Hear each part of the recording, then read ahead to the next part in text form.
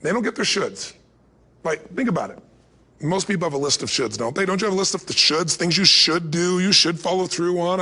I should lose some weight, I should work out more, I should make more calls, I should respond more rapidly to my email, whatever, you know? I should get into the office earlier, I should be, more confident. Whatever your should list is, people love to have their should list be met, but it's kind of like New Year's resolutions.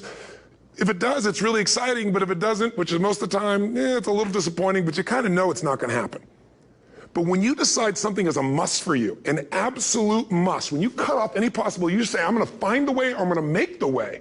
Human beings, when they resolve things, when they make a real resolution inside themselves, which is they raise the standard and they make it a must, they find the way.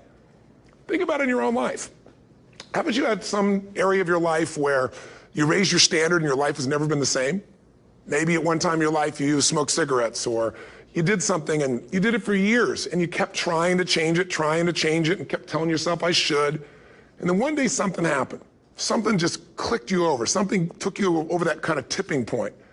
And inside yourself you said no more. And it was a very, very different experience, wasn't it? Something inside of you shifted and what was a should became a must, and you've never gone back. Is there an area like that in your life you can think of? Again, did you ever smoke cigarettes? Did you ever eat a certain way, drink a certain form of alcohol, and then finally say no more, and you just don't go back? And notice this, it doesn't really take any willpower anymore. Because somewhere when we make this click, when we make something a must, we attach ourselves to it. It becomes part of our identity. And one thing I've learned in the last, 33 years of working with people from now over 100 countries, 4 million people, is human beings absolutely follow through on who they believe they are. If you said to me, well, I'm really going to work hard to stop smoking, but I've been a smoker my whole life and I am a smoker.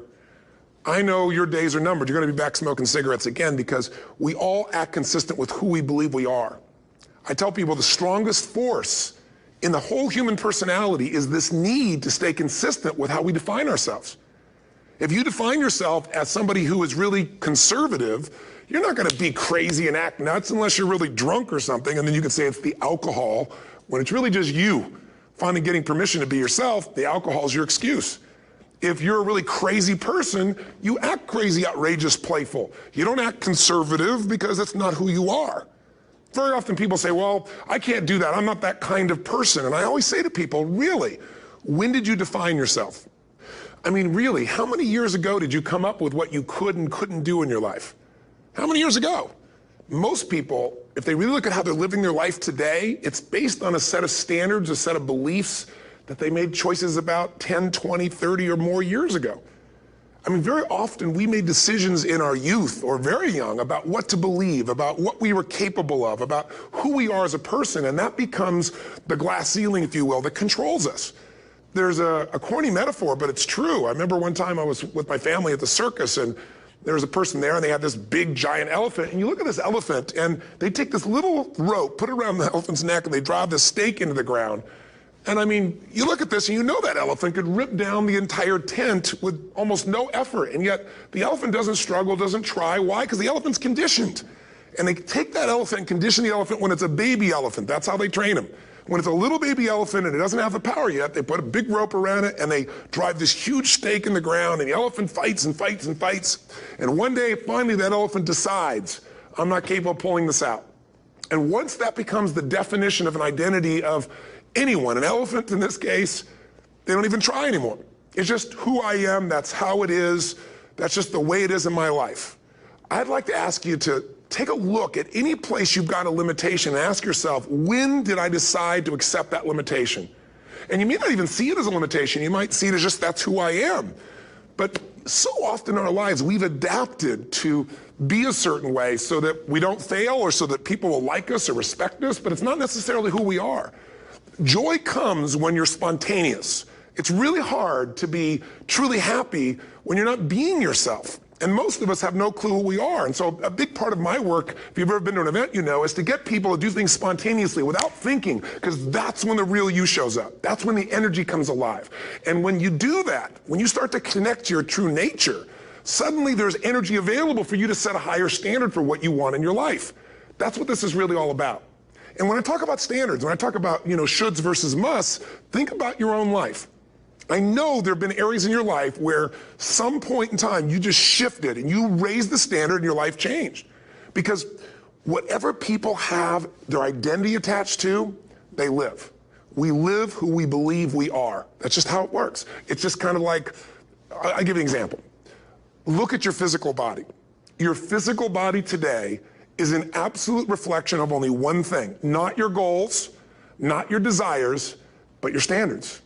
The identity you have for yourself. If your standard is you're an athlete, then there's a certain amount of strength, a muscle tone, and energy that's available in your body on a regular basis because that's who you are. And so you do whatever's necessary to maintain that identity. Again, the strongest force in the human personality is this need to stay consistent with how we define ourselves. Because if you don't know who you are, you wouldn't know how to act. Once you lock in on that identity, your brain finds a way to keep you there. If you say, man, I'm overweight, I've always been overweight, I'm big boned, and that's the story you got, then you're gonna always find a way to get back there. That's your settling point.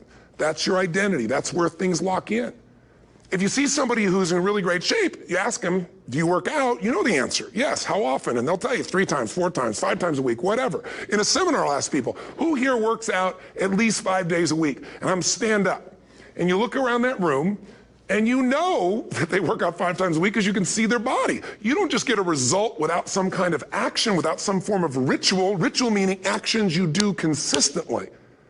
Now, do you think those people that are out there working out 5 days a week, do they have more time than you do?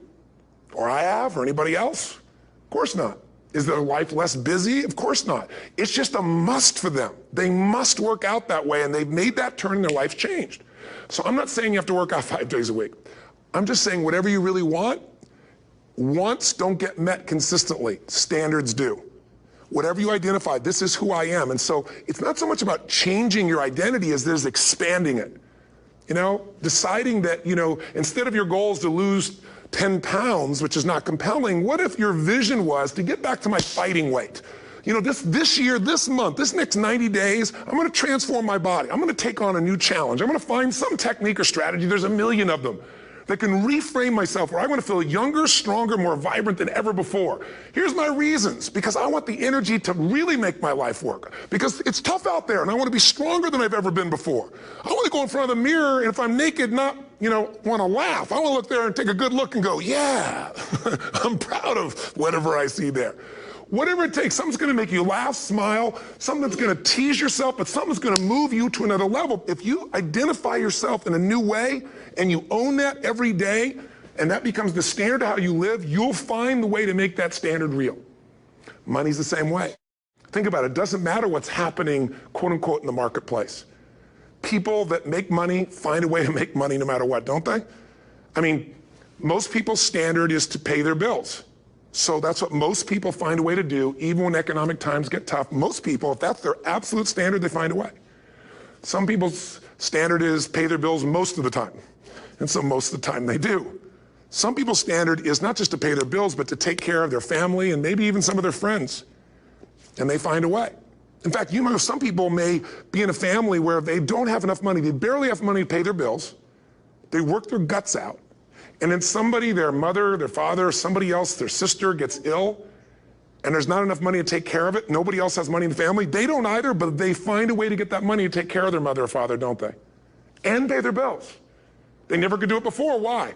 The situation made them raise their own standard. And not everybody does that. Somebody else in the family might have money and still not take care of their mother. It all comes down to the inner game, my friends.